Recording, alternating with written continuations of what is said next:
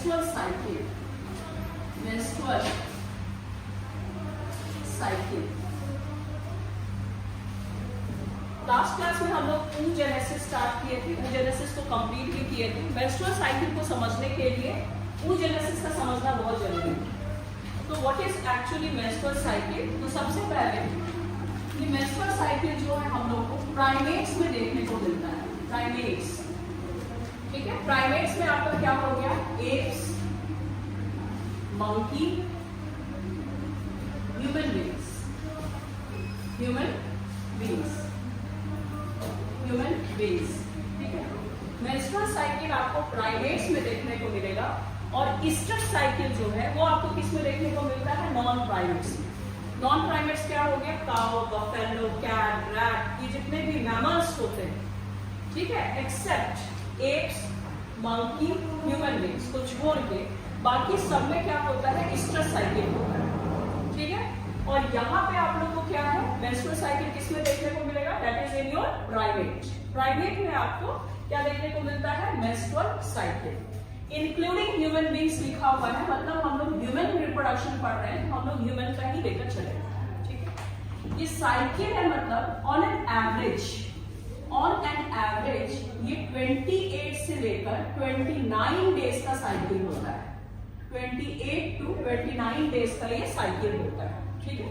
लेकिन जरूरी नहीं है, ये एवरेज बोला गया है कि एवरेज ये 28 से 29 दिन का साइकिल होता है। ये वैरी कर सकता है। 21 डेज का भी साइकिल किसी का है, ये भी नॉर्मल माना जाता है। 35 डेज का अगर किसी का साइकिल है, वो भी नॉर्मल ही माना जाता है। तो ये कोई फिक्स नहीं है। ह्यूमन टू ह्यूमन ये क्या होता है? फीमेल टू फीमेल ये वैरी कर सकता है, ठीक है। लेकिन 28 से 29 दिन का साइकिल ये हम लोग थ्योरेटिकल मान के चलते हैं कि 28 से 29 दिन का ये साइकिल होता है, ठीक। Now at the time of puberty, at puberty जो फर्स्ट मेंस्ट्रुअल साइकिल होता है, फर्स्ट मेंस्ट्रुअल साइकिल, ठीक है, बिगिंस और beginning of the menstrual cycle हम कह सकते हैं, beginning of the menstrual cycle, ठीक है। फर्स्ट मेंस्ट्रुअल साइकिल जो होता है उसको हम बोलते हैं मिनार्क, ठीक है, मिनार्क जो फर्स्ट मेंस्ट्रुअल साइकिल आया। और ये स्टॉप होता है at the age of 50 years according to your NCERT. ये आपके एनसीईआरटी में लिखा हुआ है। लेकिन ये भी क्या होता है? वैरी करता है। 48 to 52, 53 इयर्स तक हम कह सकते हैं, ये भी नॉर्मल है, ये भी क्या है? नॉर्मल है। समझ में आ रहा है? तो क्या समझे आप लोग? प्राइमेट्स में होता है मेंस्ट्रुअल साइकिल, नॉन प्राइमेट्स में ईस्टर साइकिल होता है। साइक्लिक चेंजेस वहां भी प्लेसेंटा में हो रहा है, तो जो भी प्लेसेंटल मैमल्स होते हैं, एंडोमेट्रियम की लाइनिंग में वहां भी जो भी चेंजेस होते हैं, जैसा कि प्राइमेट में होता है वहां भी हो रहा होता है, लेकिन वहां ब्लीडिंग नहीं होता है, वहां पे स्लॉट ऑफ नहीं होता है, वहां पे बॉडी में ही क्या होता है? ब्लड वेसल्स जो रप्चर होते हैं, ब्लड को रीअब्सॉर्ब कर लिया जाता है। लेकिन यहाँ पे ब्लीडिंग फेज होता है, ठीक है। एवरेज ये कितना दिन का साइकिल हो गया? 28 से 29 दिन का साइकिल। प्यूबर्टी, एट प्यूबर्टी जो फर्स्ट मेंस्ट्रुअल साइकिल आया उस फीमेल को, उसको हम क्या बोलते हैं? मिनार्क, ठीक है। इसका भी एज है 11 to 30 इयर्स, 11 to 30 इयर्स तक ये देखा जाता है। लेकिन ये भी वैरी करता है, क्लाइमेट, कंट्री टू कंट्री, ये भी वैरी कर सकता है ना। ये सब डिपेंड करता है किस चीज पर, कैसा क्लाइमेटिक कंडीशन है, ठीक है। क्लाइमेटिक कंडीशन बहुत अफेक्ट करता है। जैसा कि हम लोग जानते हैं कि कोल्ड क्लाइमेट जो होता है वहां पे, जैसे यूरोप वगैरह हो गया, वहां पे फीमेल में मेंस्ट्रुअल साइकिल जो 15 साल 16 साल में स्टार्ट होता है। लेकिन जो हॉट रीजन होते हैं वहां पे मेंस्ट्रुअल साइकिल कितना में स्टार्ट हो जाता है? 11 साल। इवन आप लोग को जान के आश्चर्य होगा, 8 साल में भी मेंस्ट्रुअल साइकिल देखने को मिला है एट प्यूबर्टी, 8 इयर्स। तो वो सब एबनॉर्मलिटी हम कह सकते हैं कि ये रेयर ऑफ द रेयरेस्ट होता है। इसको हम बोलते हैं प्रिकॉशियस प्यूबर्टी, जल्दी आ जाना, प्यूबर्टी का जल्दी आ जाना, जिसको हम क्या बोलते हैं? प्रिकॉशियस प्यूबर्टी, ठीक है। ये रेयर होता है, ठीक। नाउ स्टॉप जो सीज होता है, स्टॉप को हम लोग सीज बोलते हैं, cease of the menstrual cycle at the age of what? 50 years, ठीक है। साइकिल हम क्यों बोलते हैं इसको? साइकिल हम इसलिए बोलते हैं, आप लोग को पता साइकिल मतलब क्या हुआ? एक पॉइंट से अगर शुरू हुआ तो फिर ये आके यहाँ पे खत्म होगा, फिर ये साइक्लिक फॉर्म में चलते रहेगा, ठीक है। तो यहाँ पे ये साइक्लिक फॉर्म में चलते रहते हैं हमारे मेंस्ट्रुअल साइकिल, ठीक है। अब मेंस्ट्रुअल साइकिल में जो फेजेस होते हैं, इस दौरान जो चेंजेस होते हैं, वो कौन कौन से चेंजेस है, कौन कौन से फेजेस है? तो 4 phases of menstrual cycle, 4 phases of menstrual cycle are, ठीक है। क्या क्या फेजेस है? नंबर वन इज व्हाट आपके बुक में दिया है ब्लीडिंग फेज, ब्लीडिंग फेज से स्टार्ट किया है, ठीक है, ब्लीडिंग फेज हो गया। नंबर 1 क्या है? Bleeding phase. Number 2 is what proliferative phase, और हम इसको फॉलिकुलर फेज कहते हैं, इसको हम लोग फॉलिकुलर फेज कहेंगे। This is follicular phase. Follicular phase को ही हम प्रोलिफरेटिव फेज कहते हैं, प्रोलिफरेटिव फेज, प्रोलिफरेटिव फेज, ठीक है। यहां तक हो गया। अब क्यों हम इसको प्रोलिफरेटिव बोल रहे हैं, ये सब हम लोग आगे डिस्कस करेंगे। क्यों हम फॉलिकुलर बोल रहे हैं, ये भी हम लोग डिस्कस करेंगे कि फॉलिकुलर फेज क्यों बोला जा रहा है, ठीक है। नंबर 3 क्या हो गया तुम्हारा? That is your what ovulatory phase, ovulatory phase, this is ovulatory phase, ठीक है। एंड नंबर 4 क्या हो गया आपका? Luteal phase.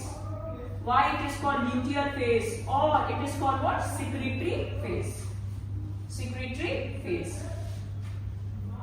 ठीक है। जब हम इसको 28 से 29 दिन का साइकिल माने हैं, तो अगर हम कैलेंडर में इसको हम काउंट करें, जैसे मान लीजिए कि 1 2 3 4 5 6 7 इस तरीके से 8 9 10 11 12 जो भी है, ठीक है। 28 से 29 दिन का ये साइकिल होगा। तो आप स्टार्ट कहां से, काउंट कहां से करोगे? First day of the menstrual cycle, जो आपका ब्लीडिंग फेज होता है, जिस दिन आपकी ब्लीडिंग हुई है, जिस दिन आपकी ब्लीडिंग हुई है, वो आपका मेंस्ट्रुअल साइकिल का फर्स्ट डे काउंट होता है, ठीक है। फर्स्ट डे ये काउंट होगा, समझ में आ रहा है? तो ब्लीडिंग फेज कब से कब तक चलता है? 1 to 4 डेज, कहीं कहीं पे 1 to 4 भी लिखा रहता है, कहीं पे 5 भी लिखा रहता है, बोथ आर राइट, करेक्ट है, ठीक है। 4 डेज मान लेते हैं, ये 1 से लेकर 4 दिन तक ब्लीडिंग फेज चला, ठीक है। उसके बाद 5 डे से लेकर 5th डे से लेकर, है ना, मतलब इस दिन से कौन सा फेज स्टार्ट हो गया है? फॉलिकुलर फेज, और इसको हम प्रोलिफरेटिव फेज कहेंगे। 5th से लेकर 13th डेज तक, मतलब इस दिन से लेकर जो 13 दिन होगा, ठीक है, जो 13 दिन होगा वो आपका कौन सा फेज हो जाएगा? That is your follicular phase हो गया, ठीक है। ओव्यूलेटरी फेज क्या होगा? 14th डेज में ही ओव्यूलेशन होगा, तो 14 डेज क्या हो गया? ओव्यूलेटरी फेज हो गया, ठीक है। और 15 से लेकर 28 और 29 डेज जो हम मान लेते हैं 28, ठीक है, इसको हम क्या बोलेंगे? That is your luteal phase. फिर से ये साइकिल स्टार्ट होगा ब्लीडिंग फेज से, और ये रिपीटेशन चलते रहेंगे, कब तक? जब तक कि मेनोपॉज ना हो जाए। तो यही 50 इयर्स तक में जो रिप्रोडक्टिव फेज होता है, तो फीमेल का जो रिप्रोडक्टिव फेज हुआ वो कब से कब तक का हो सकता है? जब पहला मेंस्ट्रुअल साइकिल अगर 11 साल में किसी फीमेल का आता है और 50 इयर्स में मेनोपॉज होता है, तो जो बीच का फेज हो गया वो क्या हो गया? उसका reproductive phase. Phases of menstrual cycle, phases of menstrual cycle, ठीक है। फेजेस ऑफ मेंस्ट्रुअल साइकिल में हम लोग जो फेजेस पढ़ेंगे 1 by 1 करके पढ़ेंगे। दैट इज पहला फेज जो था, that is your what? Bleeding phase, bleeding phase, ठीक है। तो इसको समझने के लिए देखो, हम अपने तरीके से इसको बताते हैं, क्या बुक में लिखा है वो सब, वो तो एकदम थ्योरेटिकल है, ठीक है। इसको समझने के लिए हम लोग फीमेल का जो पार्ट चाहिए, जैसे ब्रेन, क्योंकि सारा कुछ इफेक्ट किससे होता है? ब्रेन से ही होता है। हार्मोनल कंट्रोल ये सब कहां से हो रहा है? आपका पिट्यूटरी ग्लैंड, जो कि आपके यहाँ फोर ब्रेन के ही नीचे जो इनफंडिबुलम होते हैं, वहीं पे नीचे में क्या होते हैं? दैट इज वहां पे प्रेजेंट होते हैं, ठीक है। तो यहाँ पे आपका फोर ब्रेन का ही पार्ट है, that is your what? Hypothalamus. वो पार्ट क्या हो गया? हाइपोथैलेमस। नाउ हाइपोथैलेमस से जो हार्मोन रिलीज होते हैं, आप लोग को पता है, that is your what? GnRH hormone, ठीक है। जीएनआरएच क्या हो गया? गोनाडोट्रोपिन रिलीजिंग हार्मोन, ठीक। नाउ अब इसके नीचे हमको क्या चाहिए? फीमेल का रिप्रोडक्टिव पार्ट चाहिए, ठीक है। दैट फीमेल का रिप्रोडक्टिव पार्ट में हम लोग को पता है, ये आपको बनाए हुए figure, this is fallopian tube. ये क्या हो गया? फैलोपियन ट्यूब हो गया, ठीक है। और यहाँ हमको जो जो पार्ट चाहिए वो हम फिगर में यहाँ बनाते हैं। दिस इज फैलोपियन ट्यूब, ये फैलोपियन ट्यूब है, ये यूटेरस बन जाएगा, दिस इज यूटेरस, ठीक है, ये यूटेरस हो गया, यूटेरस हो गया। और यहाँ पे ओवरी का हम थोड़ा सा साइज यहाँ पे बड़ा बना रहे हैं क्योंकि हमको जो जो इवेंट दिखाना है वो सारा पार्ट को हम थोड़ा सा इनलार्ज किए, जैसे ये ब्रेन, ठीक है, यहाँ ओवरी में क्या क्या होगा, इवेंट क्या क्या होने वाले हैं, ये हम इसलिए इसको थोड़ा इनलार्ज किए हैं। ये फैलोपियन ट्यूब हो गया, इनफंडिबुलम, फिम्ब्रियाई, है ना, दिस वन इज व्हाट, फिम्ब्रियाई, ठीक, एम्पुला, इस्थमस, ये सारे पार्ट हो गए, ठीक। यहाँ भी ओवरी बना देती हूँ, दिस इज ओवरी, ठीक है, ओवरी पेयर में होते हैं, लिगामेंट हो गए, मेसोवेरियम हो गए, ये सारी चीजें क्लियर। नाउ ये एंडोमेट्रियम की लाइनिंग थी, याद करिए, ये हमारा क्या था, दैट इज योर एंडोमेट्रियम का लाइनिंग, ठीक है। Now this is endometrium lining, ठीक है, यहाँ हम लोग बना देते हैं एंडोमेट्रियम लाइनिंग, है ना, ये हो गया एंडोमेट्रियम का लाइनिंग, ठीक है। तो एंडोमेट्रियम की लाइनिंग में, ये एंडोमेट्रियम की लाइनिंग जो भी साइक्लिकल चेंजेस होते हैं, जितने भी साइक्लिकल चेंजेस होते हैं वो कहाँ पे होते हैं, एंडोमेट्रियम लाइनिंग में होता है। आप लोग पढ़े, यूट्रस का 3 लेयर होता है, पेरीमेट्रियम, मायोमेट्रियम एंड एंडोमेट्रियम, ठीक है।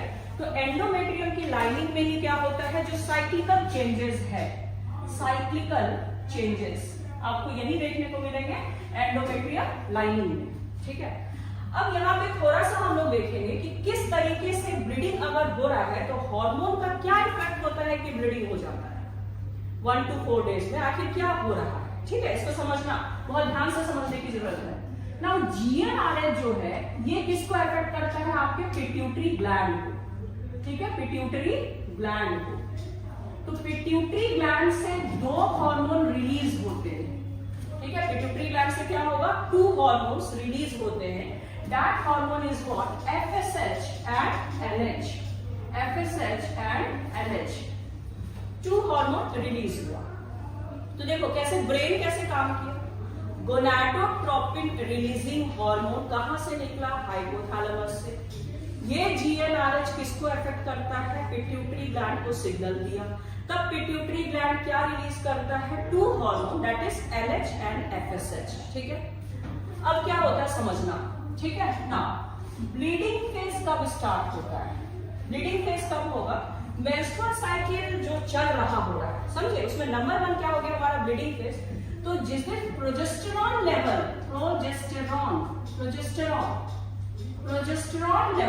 प्रोजेस्टेरॉन लेवल ब्लड में कम रहेगा, प्रोजेस्टेरॉन लेवल डाउन, है ना, मेनली हम लोग प्रोजेस्टेरॉन बोलते हैं, लेकिन हम लोग यहाँ एस्ट्रोजन को भी कंसीडर करते हैं, एस्ट्रोजन लेवल भी यहाँ डाउन होता है, डिक्रीज, ठीक है। तो आप लोग को पता है कि प्रोजेस्टेरॉन जो है वो एंडोमेट्रियम की लाइनिंग को क्या करता है, वो सपोर्ट करके रखा है, ठीक है। तो धीरे धीरे जो आपका बताया हुआ था कि कॉर्पस लुटियम का जो फॉर्मेशन हुआ था, ग्राफियन फॉलिकल किसमें चेंज हुआ था, कॉर्पस लुटियम। कॉर्पस लुटियम ही क्या कर रहा था, प्रोजेस्टेरॉन को सिक्रीट कर रहा था, ठीक है। तो प्रोजेस्टेरॉन लेवल कैसे डाउन हो गया, क्योंकि प्रेगनेंसी हुई नहीं, फर्टिलाइजेशन हुआ नहीं। फर्टिलाइजेशन नहीं होगा तो जो CN है वो क्या हो जाएगा, साइज में धीरे धीरे छोटा होने लगता है। तो साइज में छोटा होने के लिए एक वर्ड हम बताए थे, रिग्रेशन ऑफ कॉर्पस लुटियम। जब रिग्रेशन होने लगेगा it will converted into corpus albicans, वो किसमें कन्वर्ट हो जाएगा, कॉर्पस एल्बिकेंस। जब कॉर्पस एल्बिकेंस बन गया तो ब्लड में क्या हो गया, प्रोजेस्टेरॉन बहुत डाउन हो गया। तो प्रोजेस्टेरॉन जैसे डाउन होता है it will give signal to pituitary gland. Progesterone क्या हुआ, डाउन होना, यहीं से कहानी स्टार्ट हो रहा है, कहानी पूरा यहीं से स्टार्ट हो रहा है कि प्रोजेस्टेरॉन लेवल ब्लड में कम हो गया, फर्टिलाइजेशन हुआ नहीं, ठीक है। फर्टिलाइजेशन नहीं होने के कारण प्रोजेस्टेरॉन लेवल एकदम से कम हो गया ब्लड में, ठीक है, एस्ट्रोजन भी कम हो रहा है, ठीक। तो प्रोजेस्टेरॉन लेवल का डाउन होने से it will give signal to pituitary gland, pituitary gland give give signal to pituitary gland. ठीक है, पिट्यूटरी ग्लैंड को ये सिग्नल दे रहा है टू रिलीज FSH, NH और FSH निकलेगा कैसे? जब तक कि उसको सिग्नल नहीं मिलेगा वो वहां से रिलीज नहीं हो सकता है। प्रोजेस्टेरॉन लेवल डाउन हुआ तो पिट्यूटरी ग्लैंड के पास सिग्नल गया है कि पिट्यूटरी ग्लैंड से FSH को रिलीज कराया जाए। समझ में आ रहा है? नाउ यहाँ पे आप लोग को पता है कि फॉलिकल्स तो पड़े हुए हैं, ठीक है, वो हम लोग डिस्कस कर चुके थे। प्राइमरी, सेकेंडरी, टर्शियरी, वो कहाँ पे प्रेजेंट होता है? ओवरी के कॉर्टिकल रीजन में, कॉर्टेक्स में, ये पता होना चाहिए, ठीक है। तो यहाँ पे मान लीजिए कि प्रिमोर्डियल, फिर प्राइमरी फॉलिकल्स। तो प्राइमरी फॉलिकल क्या थे? प्राइमरी oocyte के ऊपर में ग्रैनुलोसा लेयर जो है एक्यूमुलेट हुआ, एक्यूमुलेशन शुरू हुआ, तो ये क्या हो गया आपका primary follicle. This is your what? Primary follicle. ठीक है, प्राइमरी फॉलिकल्स कितने होते हैं हम लोग पढ़ चुके हैं। प्यूबर्टी तक आते आते 60,000 to 80,000 प्राइमरी फॉलिकल्स रहते हैं ओवरी में, इन ईच ओवरी। धीरे धीरे एज के अकॉर्डिंग क्या होता है, ये कम होते जाता है। ठीक है, समझ में आ रहा है? नाउ ये जो प्राइमरी फॉलिकल पड़ा हुआ है, ठीक है, और बीच वाला जो सेल है, this is called what? Primary oocyte, primary oocyte। ठीक, now this primary follicle become, अब क्या हो रहा है, मैच्योरेशन की तरफ जा रहा है। मतलब ये जो प्राइमरी oocyte है, इसके चारों तरफ ग्रैनुलोसा लेयर जो है और थिकन होने लगे। ठीक है, तो इसको हम कह सकते हैं सेकेंडरी फॉलिकल। नाम ही हार्मोन का क्या है, देखो, फॉलिकल स्टिमुलेटिंग हार्मोन, नाम ही सब कुछ कह रहा है। जो फॉलिकल्स यहां पड़े हुए हैं उसको मैच्योर कराएगा follicle stimulating hormone, that is FSH। Clear? Now ये सेकेंडरी फॉलिकल में कन्वर्ट हुआ। अब क्या हो रहा है, टर्शियरी फॉलिकल बनेगा। तो टर्शियरी फॉलिकल में हम लोग क्या पढ़े थे, ये जो प्राइमरी oocyte है साइज में इलाज हो गया, इसको न्यूट्रिशन पूरा मिल गया और ये डिवाइड करता है, मियोसिस 1 को कंप्लीट करता है।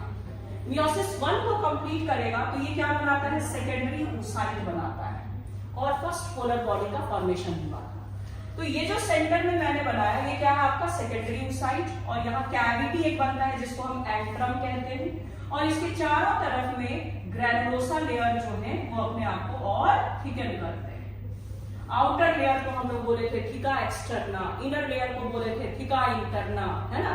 तो टर्शियरी फॉलिकल का पहचान ही क्या है, टर्शियरी फॉलिकल। इसकी पहचान क्या है, सेकेंडरी oocyte का बनना, सेकेंडरी oocyte का बनना।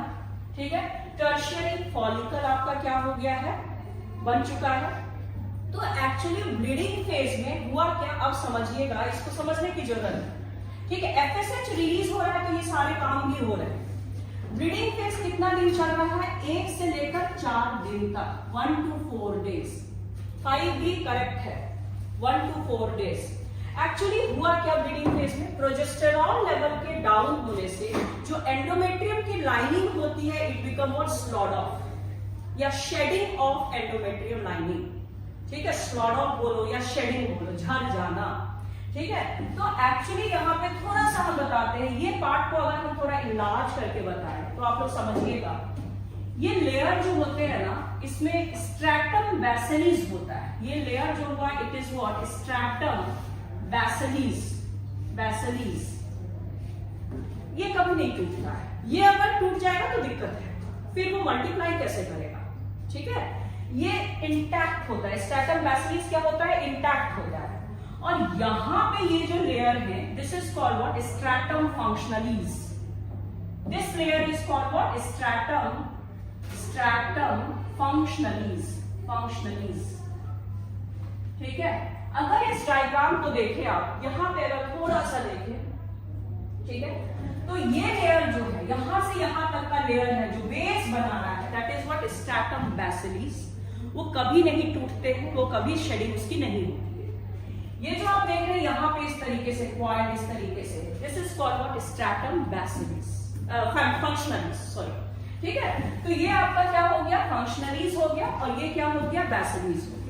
तो फंक्शनलीज जो है दैट वन इज व्हाट, यहाँ पे जो क्वाइड स्ट्रक्चर दिखाए गए हैं फंक्शनलीज, मान लीजिए ये फंक्शनलीज हम यहाँ पे दिखाए हैं, यही ब्रीडिंग फेज में क्या होता है, झड़ता है और ब्लीडिंग होती है थ्रू वजाइना ब्लीडिंग। ठीक है, एक चीज और यहां बताते हैं, एक पॉइंट तो आपको ये याद रखना है, दूसरा पॉइंट ये याद रखना है कि जो ब्लड यहां रिलीज हो रहा है, ब्लड का यहां से जो रिलीज हो रहा है, तो ब्लड क्लॉट क्यों नहीं करता है, यहाँ पे वाई जो मेंस्ट्रुअल साइकिल में ब्लड फ्लो हो रहे होते हैं वो क्लॉट क्यों नहीं करते, ऐसे जो ब्लड है वो जैसे एयर के संपर्क में आएगा तो क्या हो जाता है, वो क्लॉट हो जाता है।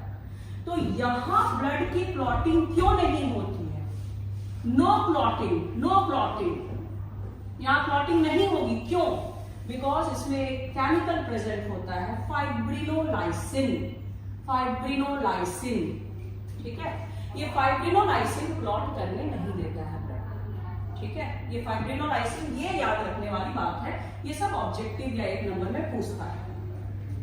कितना ml ब्लड निकल सकता है, डिस्चार्ज जो होता है कितना ml हो सकता है, इट इज, ये भी वेरिएबल है, 50 to 80 ml ऑफ ब्लड यहाँ डिस्चार्ज होते हैं 3 to 4 डेज में। जो भी साइकिल हो रहा है उसमें ब्रीडिंग फेज में only and only 50 to 80 ml he blood जो हो रहे हैं वो डिस्चार्ज होते हैं। समझ में आ गया? तो ब्रीडिंग फेज में इतने सारे पॉइंट को याद रखिएगा। क्या क्या फेज हुआ बोलो, that is what breeding phase में चेंजेस क्या हो गए, प्रोजेस्टेरॉन लेवल का डाउन होना, यहीं से आपकी स्टोरी चल रही है। जैसे प्रोजेस्टेरॉन लेवल डाउन हो जाएगा तो it will give signal to what, brain, brain को सिग्नल जाता है, पिट्यूटरी ग्लैंड को सिग्नल मिल चुका है कि नेक्स्ट साइकिल अब स्टार्ट होने वाला है, तो भाई एंडोमेट्रियम की लाइनिंग ये सबको शेडिंग करवानी है। ठीक है, तो it will give signal to pituitary gland to release what, FSH. FSH निकलेगा तो यहाँ पे क्या हो रहा है, फॉलिकल्स जो पड़े हुए हैं प्राइमरी फॉलिकल्स वो धीरे धीरे धीरे धीरे मैच्योर होगा। तो साइकिल अब किधर बढ़ रहा है, that is your what, follicular phase. किधर बढ़ रहा है, फॉलिकुलर फेज की तरफ, है ना, follicular phase. Now next phase जो है that is your what, follicular phase. ठीक है, नाम क्या है फॉलिकुलर फेज, जिसको हम बोलते हैं प्रोलिफरेटिव फेज, प्रोलिफरेटिव फेज। ठीक है, प्रोलिफरेटिव फेज, प्रोलिफरेशन का मतलब होता है मल्टीप्लिकेशन। ठीक है, अब ये जो एंडोमेट्रियम की लाइनिंग आपकी शेडिंग हो चुकी है, इसकी क्या हो चुकी है, शेडिंग हो चुकी है, तो इसकी थिकनेस जो होती है ना, जब ये ब्लीडिंग होके पूरा गिर जाता है तो इसकी थिकनेस सिर्फ और सिर्फ 1 mm तक बच जाता है, 1 mm। ठीक है, थिकनेस बहुत कम हो गया क्योंकि जितना भी ताम झाम हुआ था वो सारा का सारा क्या हो गया, शेडिंग हो चुका है, फर्टिलाइजेशन हुआ नहीं है भाई, सारा चीज शेडिंग हो चुका है। बॉडी अपने आप को प्रिपेयर कर रहा है नेक्स्ट प्रेगनेंसी के लिए। ठीक है, ये सारा चीज क्यों प्रिपेयर हो रहा है, क्योंकि प्रेगनेंसी हो, बॉडी इस चीज के लिए हर एक मंथ तैयार करता है अपने आप को, जरूरी नहीं है कि फर्टिलाइजेशन हो ही जाए। ठीक है, तो अब देखो प्रोलिफरेटिव फेज में क्या हो रहा है, क्योंकि हम लोग जान रहे हैं कि यहाँ फॉलिकल्स पड़े रहते हैं, ओवरी में क्या है, फॉलिकल्स पड़े हुए हैं, प्राइमरी फॉलिकल्स बहुत सारे पढ़े हो आप लोग, that is what, primary follicle कितना होता है, प्यूबर्टी तक आते आते 60,000 से 80,000 फॉलिकल्स पड़ा हुआ है, उसको सिग्नल मिलेगा फॉलिकल्स को, तब जाके वो मैच्योर होता है। तो सिग्नल मिला ना टू रिलीज एफएसएच, एफएसएच इस पे काम करता है, नाम ही क्या है, फॉलिकल स्टिमुलेटिंग हार्मोन। ठीक है, तो फॉलिकल्स जो यहाँ पड़े हुए हैं उसको स्टिमुलेट करेगा। ठीक है, स्टिमुलेट करेगा मतलब जो ग्रैनुलोसा लेयर है वो प्राइमरी oocyte के चारों तरफ एक्यूमुलेशन शुरू कर देगा। तो एक्यूमुलेशन किसका हो रहा है, ग्रैनुलोसा लेयर का। ठीक है, तो ग्रैनुलोसा जैसे जैसे इसके ऊपर में एक्यूमुलेट हो रहे हैं तो ये कन्वर्ट हो रहा है, अपना फेस को क्या कर रहा है, चेंज कर रहा है। प्राइमरी फॉलिकल से किसमें कन्वर्ट हो गया है, सेकेंडरी फॉलिकल में, फिर सेकेंडरी फॉलिकल से ये किसमें कन्वर्ट हो गया है, टर्शियरी फॉलिकल। तो टर्शियरी फॉलिकल तक आते आते ये जो आपके क्या है, फॉलिकुलर सेल है, this follicular cell, follicular cell, follicular cell, ये सिक्रीट करते हैं, it secrete female sex hormone, female sex hormone, female sex hormone. That female sex hormone क्या हो गया, that is your estrogen, estrogen. ठीक है, तो इस्ट्रोजन का आप काम क्या है समझना। अभी पहली बार यहाँ पे इस्ट्रोजन हार्मोन रिलीज हुआ, अभी एस्ट्रोजन का कहानी नहीं चल रहा था, लेकिन जैसे जैसे फॉलिकुलर मैच्योर होते जाता है, प्राइमरी से सेकेंडरी, सेकेंडरी से टर्शियरी, तो एस्ट्रोजन का लेवल भी धीरे धीरे ब्लड में क्या हो रहा है, बढ़ते जा रहा है। तो नंबर 1 ये याद रखना है कि फॉलिकुलर सेल क्या सिक्रीट करेगा, दैट इज एस्ट्रोजन। अब एस्ट्रोजन काम क्या करा रहा है समझो। एस्ट्रोजन क्या कराएगा, ये जो यहाँ रप्चर हो चुके थे, ये सारी की शेडिंग हो चुकी थी, आपका सिर्फ और सिर्फ क्या बचा है, स्ट्रैटम बेसिलिस बचा है। फंक्शनल्स की तो शेडिंग हो चुकी, इसको ये लॉन्ग करेगा, इसको फिर से ये क्या करेगा, मल्टीप्लाई करवा देगा। एस्ट्रोजन के इफेक्ट के कारण हो रहा है। ये किसके इफेक्ट के कारण हो रहा है, एस्ट्रोजन। एस्ट्रोजन अगर ब्लड में नहीं आएगा तो ये काम नहीं हो पाएगा। समझ में आ रहा है, देखो कैसे चेंजेस हो रहा है। तो एस्ट्रोजन जो है, जो फॉलिकुलर सेल सिक्रीट किया, एस्ट्रोजन काम कहां पे कर रहा है, एंडोमेट्रियम की लाइनिंग पे, जिसकी शेडिंग हो चुकी थी, फिर से मल्टीप्लाई कर दिया, फिर से रीग्रोथ करा दिया। फिर से क्या करा दिया, रीग्रोथ करा दिया। तो एस्ट्रोजन काम किस पे कर रहा है, एंडोमेट्रियम लाइनिंग पर। एंडोमेट्रियम लाइनिंग पे काम करके उसका क्या करा दिया, ग्रोथ करा दिया। ग्रोथ करा के जो थिकनेस 1 mm था, इसको ग्रोथ करा के 3 to 5 mm थिकनेस कर देता है। 3 to 5 mm, ठीक है। इसकी थिकनेस कितनी हो गई है, 3 to 5 mm थिकनेस हो चुकी है। ठीक, यहां तक तो क्लियर हो गया होगा। प्रोलिफरेटिव फेज क्यों बोले, ये भी समझ में आ गया होगा। फॉलिकुलर फेज क्यों बोले, क्योंकि फॉलिकल्स यहाँ पे क्या हो रहे हैं, मैच्योर हो रहे हैं। प्रोलिफरेटिव क्यों बोले हैं इसको, क्योंकि यहाँ प्रोलिफरेशन हो रहा है किसका, एंडोमेट्रियम की लाइनिंग का। तो दोनों चीज समझ में आना चाहिए, why it is called follicular and why it is called what, proliferative phase. Clear. तो एस्ट्रोजन यहाँ पे धीरे धीरे जैसे जैसे टर्शियरी फॉलिकल आया और एस्ट्रोजन हो रहा है, क्योंकि एक्यूमुलेशन यहाँ पे क्या हो रहा है, ग्रैनुलोसा का मोर है, तो मोर फॉलिकल्स है, मोर फॉलिकल्स है मतलब मोर क्या निकल रहे होंगे, एस्ट्रोजन हार्मोन निकल रहे होंगे। अब ये कन्वर्ट हो गया होगा किसमें, ग्राफियन फॉलिकल में। याद करो, ग्राफियन फॉलिकल में मैंने बताया था सब कुछ सेम है, सिर्फ यहाँ पे बना देना जोना पेल्विसिडा, बाकी सब same. As tertiary follicle, as tertiary follicle, ठीक है। ये आपके हो गए ग्राफियन फॉलिकल। अब ये तो मैच्योर फॉलिकल हो चुका है। Graafian follicle is called what, it is a mature follicle. Time आ चुका है इसका रप्चर होने का, टाइम आ चुका है इसका रप्चर होने का। ये रप्चर होगा तब जाके जो सेकेंडरी oocyte है, ये क्या है आपका सेकेंडरी oocyte है, ये रिलीज होगा। Secondary oocyte become release, and इसी प्रोसेस को हम क्या बोलते हैं, ओव्यूलेशन, ठीक है। तो अभी देखो, रिलीज होने से पहले क्या क्या हो रहा है, एस्ट्रोजन लेवल एकदम पीक पे होगा। ग्राफियन फॉलिकल जब बन जाता है तो एस्ट्रोजन ब्लड में एकदम पीक लेवल पे होते हैं। एस्ट्रोजन लेवल पीक इंक्रीज, ठीक है। एस्ट्रोजन हाई, एफएसएच भी हाई हो गया। अब नहीं चाहिए एफएसएच, क्योंकि फॉलिकल्स यहां मैच्योर हो चुके हैं। तो एस्ट्रोजन का हाई लेवल फिर सिग्नल भेजता है किसको, ब्रेन को। एस्ट्रोजन का high level give signal to what, brain, to stop FSH and to release LH, ठीक है। तो यहां क्या लिख सकते हैं, इंक्रीज लेवल ऑफ एस्ट्रोजन, है ना, give signal to brain to stop FSH and to release LH, to release LH। देखो कैसे फीडबैक सिस्टम कैसे काम कर रहा है, कैसे चेक एंड बैलेंस हो रहा है, ठीक है। चेक एंड बैलेंस कैसे हो रहा है, इस चीज को समझो, ठीक है। यहां प्रोजेस्टेरॉन का लेवल डाउन था तो क्या हो गया, ब्लीडिंग हो गया। यहां एस्ट्रोजन का लेवल हाई हो गया तो क्या हो गया, अब FSH नहीं चाहिए, FSH को स्टॉप कर दिया, क्योंकि फॉलिकल्स तो ऑलरेडी यहाँ पे मैच्योर हो चुके हैं। और देखो, कोई चांस नहीं लेता है, बॉडी कोई चांस नहीं ले रहा है। ऐसा नहीं लगना चाहिए कि एक बार में 1 मंथ में एक ही फॉलिकल्स मैच्योर होकर ग्राफियन फॉलिकल बना रहे होंगे, ऐसा नहीं होता है। नेचर, बॉडी कभी ऐसा चांस नहीं लेता है, वो एक बार में 6 से 7 प्राइमरी फॉलिकल्स को एक बार में मैच्योर करना शुरू करता है, राइट ओवरी से भी और लेफ्ट ओवरी से भी। ठीक है, 5 या 6 इस तरीके के फॉलिकल्स जो है मैच्योर हो रहे हैं, लेकिन एंड तक पहुंचते पहुंचते कोई एक फॉलिकल्स ही वो मैच्योर होंगे, वही ग्राफियन फॉलिकल्स बनाएगा। कोई सेकेंडरी में क्या हो गया है, खत्म हो गया, डिजेनरेट हो गया, कोई टर्शियरी में डिजेनरेट हो गया, तो बॉडी कोई चांस नहीं लेता है। ठीक है, इस चांस फैक्टर से बचने के लिए क्या करता है, वो 4, 5, 6 फॉलिकल्स को एक बार में क्या करता है, तैयार करता है, क्योंकि हो सकता है कि 2, 3, 4 फॉलिकल्स क्या हो जाए, बीच में ही क्या हो जाए, डिजेनरेट कर जाए।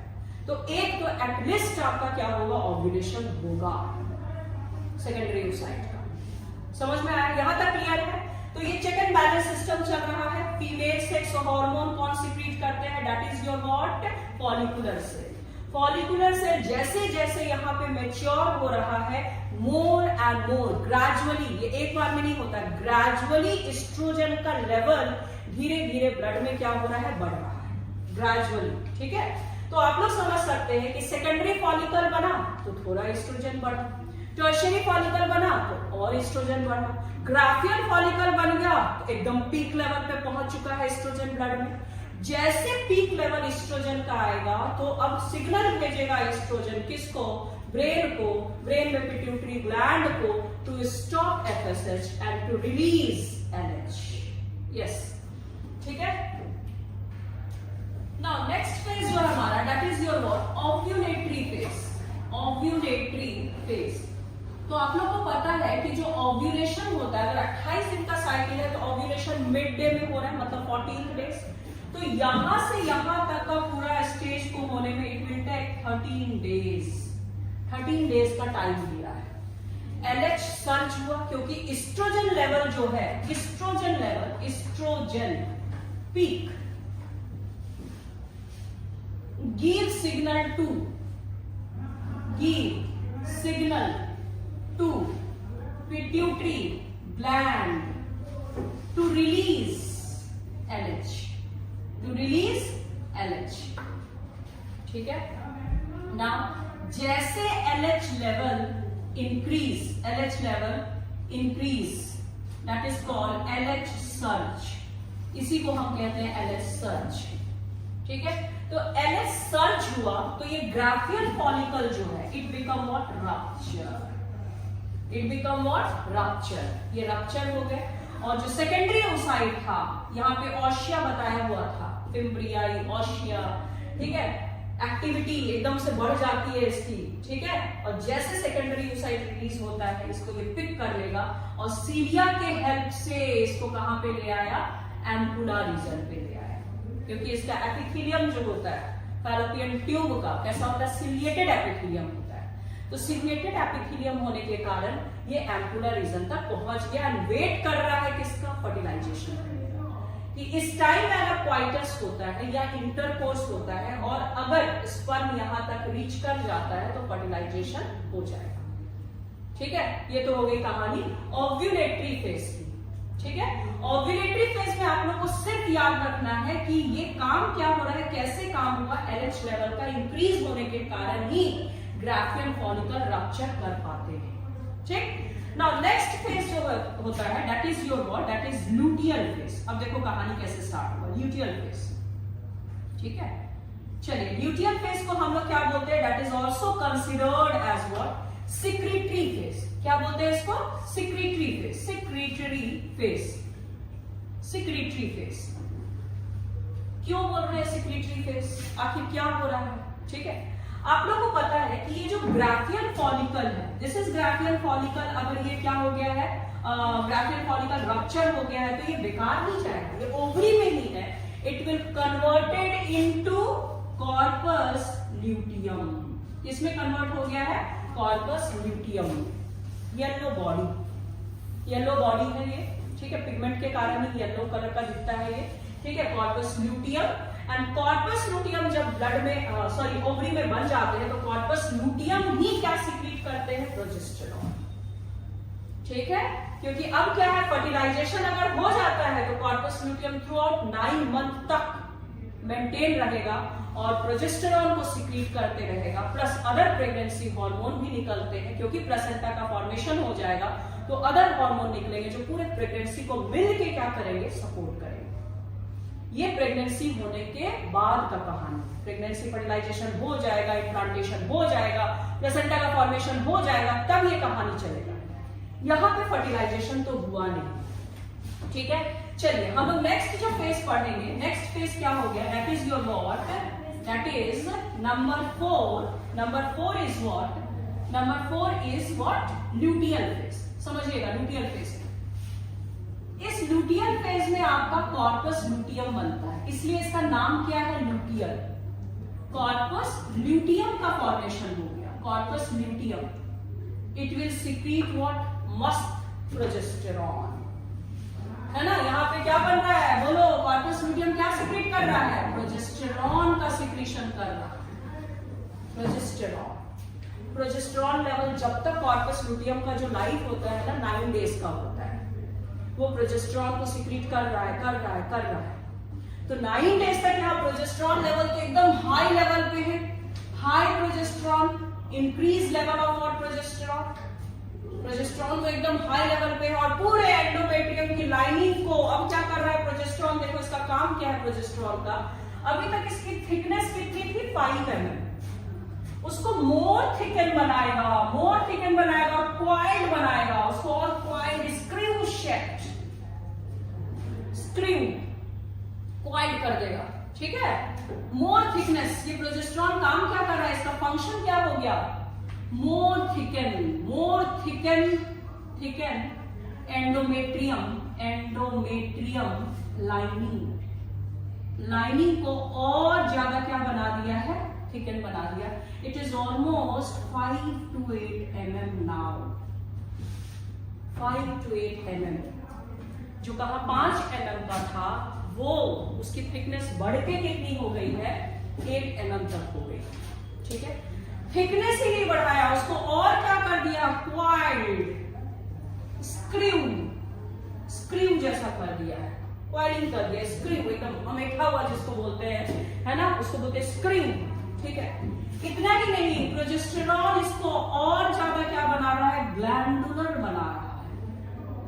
ग्लैंड, यहाँ पे सिर्फ और सिर्फ ब्लड वेसल्स ही नहीं है, यहाँ पे बीच बीच में ऐसे से ग्लैंड का भी डेवलपमेंट करा दे रहा है, ग्लैंड, मोर ग्लैंडुलर, ताकि मोर म्यूकस का सिक्रीशन हो।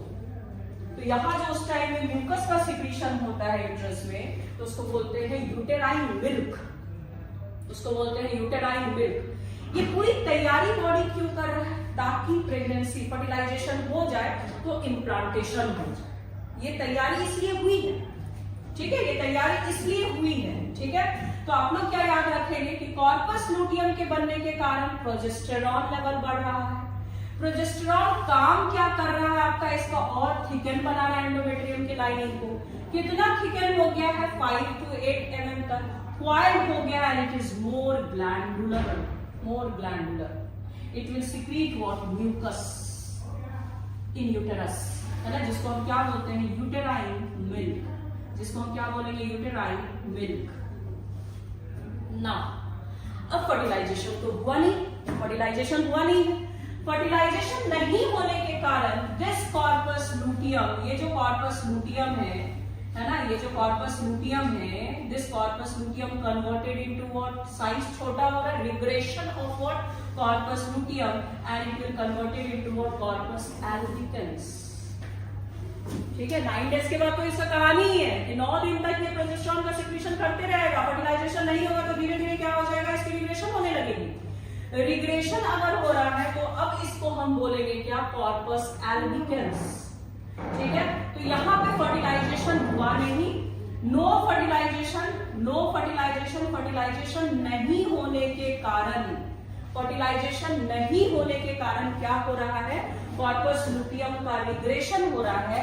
और अब जब कॉर्पस लूटियम का ही रिग्रेशन हो जाएगा और कन्वर्ट हो जाएगा किसमें, कॉर्पस एल्बिकन्स में, तो ऑब्वियसली धीरे धीरे ब्लड में क्या हो जाएगा, प्रोजेस्टेरॉन लेवल डाउन, ठीक है। तो यहाँ पे क्या हो रहा है, फर्टिलाइजेशन हुआ नहीं, प्रोजेस्टेरॉन लेवल क्या हो गया, प्रोजेस्टेरॉन डाउन, डिक्रीज। जैसे प्रोजेस्टेरॉन लेवल धीरे धीरे धीरे धीरे ग्रेजुअली वो कम होते जाएगा, तो बॉडी ने जो इतनी तैयारी की थी, एंडोमेट्रियम लाइनिंग को इतना क्वाइल्ड ग्लैंडुलर बनाया था, it become wash, it become what shed, है ना, ये सब का सब धीरे धीरे धीरे धीरे शेडिंग होने लगेगी।